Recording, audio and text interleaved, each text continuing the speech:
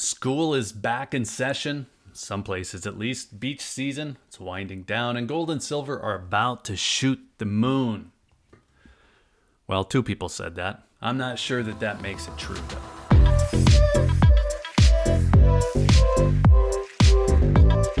So sell in May and go away. I'm sure we've all heard that one before. We've probably also heard the idea that the summer months between Labor Day and Memorial Day, well, there's slow times for the markets. For those of you outside the US, those holidays might not mean much.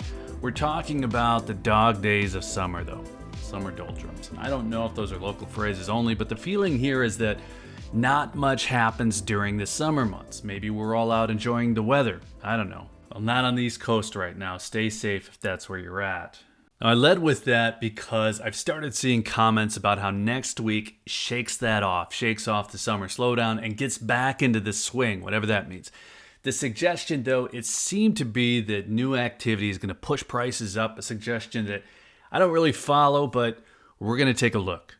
Now, I don't follow that idea because even though we might see trading activity increase, maybe even see an increase in metals purchases, I'm just not sure I've seen any historical basis for seasonal price increase for gold and silver in September. If we were to go back to that sell in May and go away strategy, well, that's more than just the summer months. The point of return there is supposed to be after Halloween. I'm throwing out another holiday, talking about late October.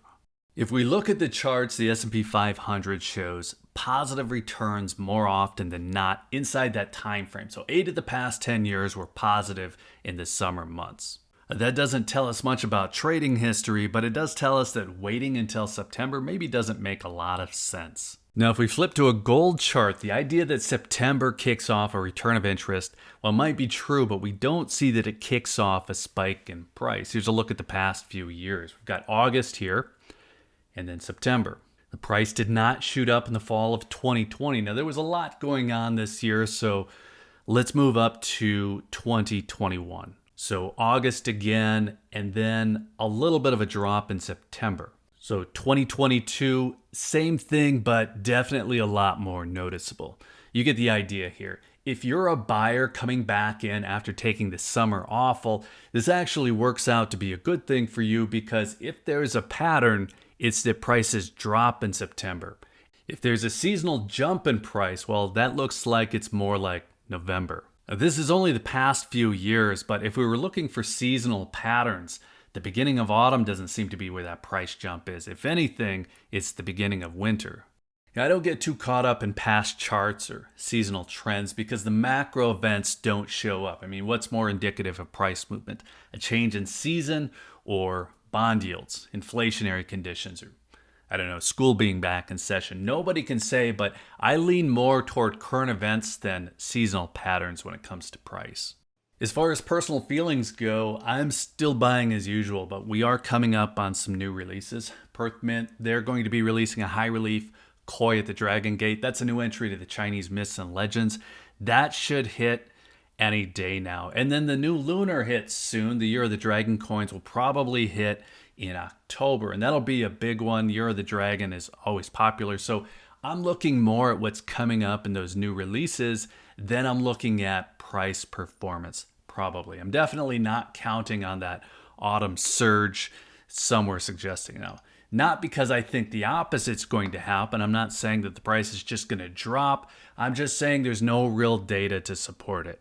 So I just mentioned the new releases in a few series I collect and how that kind of drives my buying behavior almost as much as anything sometimes. But the missing man here is that high relief American Liberty for 2023. I've now sent my second coin back because of a wonky strike.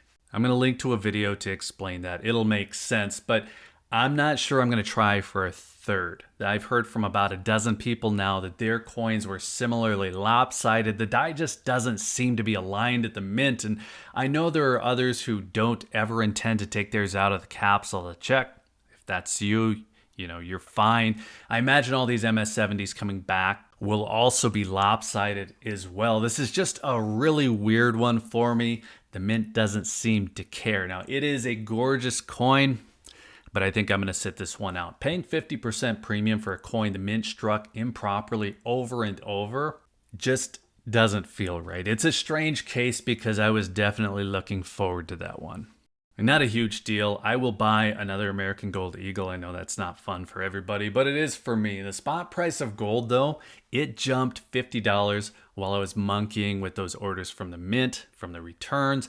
Minor irritation, I guess. I'd be lying if I said that would stop me from making another purchase, but I probably will drag my feet this week to see what happens in September, knowing that the prices have just gone up, and hey, maybe they'll go back down. So I was in that mode waiting for a price drop when I saw those comments about the bulls coming back after Labor Day. I guess that's what kicked this whole thing off.